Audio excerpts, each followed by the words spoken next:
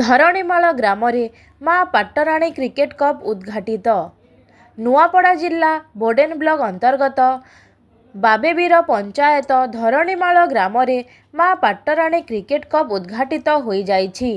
ଏହି ଉଦ୍ଘାଟନୀ ଉତ୍ସବରେ ମୁଖ୍ୟ ଅତିଥି ଭାବରେ ଖରସେଲ ଗ୍ରାମ ପଞ୍ଚାୟତ ସରପଞ୍ଚ ଶ୍ରୀଯୁକ୍ତ ବୀରେନ୍ଦ୍ର କୁମାର ଖମାରୀ ଯୋଗଦେଇ ଫିତା କାଟି ଶୁଭ ଉଦ୍ଘାଟନ କରିଥିବା ବେଳେ ସମ୍ମାନିତ ଅତିଥି ଭାବେ ଶ୍ରୀଯୁକ୍ତ ହେରମ୍ବ ସିଂ ପୂଜାରୀ ଶ୍ରୀଯୁକ୍ତ ଲିଙ୍ଗରାଜ କଟା ଯୋଗ ଦେଇଥିବା ବେଳେ କମିଟିର ସଭାପତି ଶ୍ରୀଯୁକ୍ତ ରାଜେନ୍ଦ୍ର ପ୍ରସାଦ ଜଗତ, ସମ୍ପାଦକ ଶ୍ରୀଯୁକ୍ତ ମକରଧ୍ୱଜ ଜଗତ, ଭାଷ୍ୟକାର ଶ୍ରୀଯୁକ୍ତ ନିରଞ୍ଜନ ବେମାଲ ଓ ବସନ୍ତ ବାଗ ଉପସ୍ଥିତ ରହି ଖେଳାଳୀମାନଙ୍କୁ ଉତ୍ସାହିତ କରିଥିଲେ।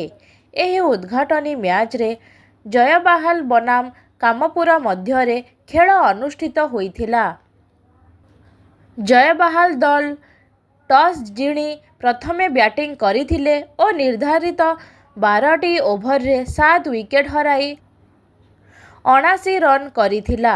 ତାହାର ଜବାବରେ କାମପୁର ଦଳ ନିର୍ଦ୍ଧାରିତ 10 ଓଭରରେ 3 ୱିକେଟ୍ ହରାଇ 80 ରନ୍ ସଂଗ୍ରହ କରି ବିଜୟ ହୋଇଥିଲା। ଏହି ଖେଳକୁ ଶ୍ରୀଯୁକ୍ତ ସୌରଭ ଯୋଶୀ ଓ ଧନଞ୍ଜୟ ମେହେର ଖେଳ ପରିଚାଳନା କରିଥିଲେ। କମିଟିର ବାସୁଦେବ ସାହୁ, ମନୋଜ କୁମାର ବାଗ, ମନୋରଞ୍ଜନ ବେହେରା, ମହେନ୍ଦ୍ର ଭୋଇ, ସୋନୁ ସିଂ, ଅଶୋକ କୁମାର ସା, ଗୋବର୍ଦ୍ଧନ ତାଣ୍ଡି ଧାରା ବିବରଣୀ କରିଥିଲେ। ଏହି ଖେଳ ଜାନୁଆରୀ 31 ତାରିଖ ଦିନ ଶେଷ ହେବ ବୋଲି କମିଟି ପକ୍ଷରୁ ସୂଚନା ମିଳିଛି।